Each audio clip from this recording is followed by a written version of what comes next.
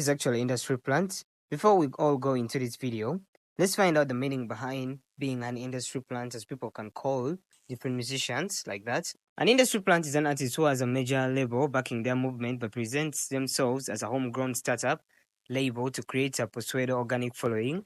They act as if things miraculously are happening for these artists based on their talent, but come on, they're just pushing them into our faces. Before we go into the video, and since you know the meaning, do you think you have anyone in your mind that fits this description, or anyone you have ever called an industry plant? Comment below and I'm going to react to the ones people have called around the internet.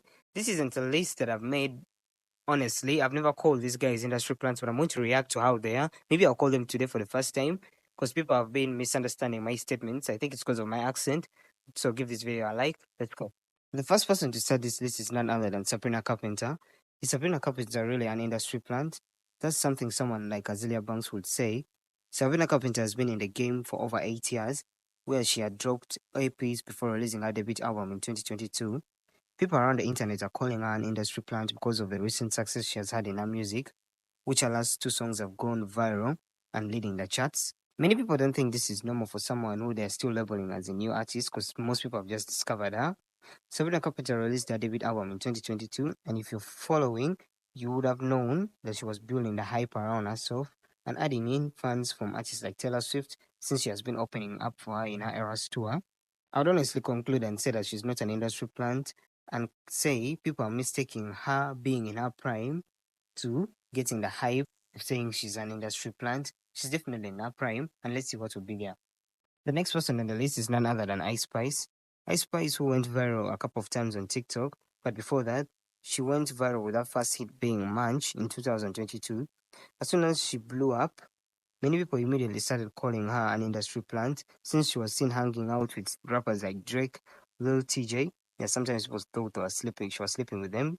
Soon after that, she was literally getting booked for almost every music festival, and her face was everywhere. She was like, literally around the internet, making people question the reason why she was getting all that hype after just one viral song from TikTok.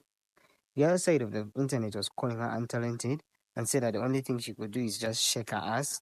And to be honest, that's what she was doing all the time. Many people started supporting the opinion of calling an industry plant more when she appeared in a Taylor Swift remix of Karma. You know how rare it is for Taylor Swift to have features in her songs, if I'm right about that. To be honest, I really think she would fall on that list of being an industry plant, but feel free to add your opinion. So, what do you think? Next topic is for bats. I had to balance the list and add on a male artist before someone would call me a misogynist.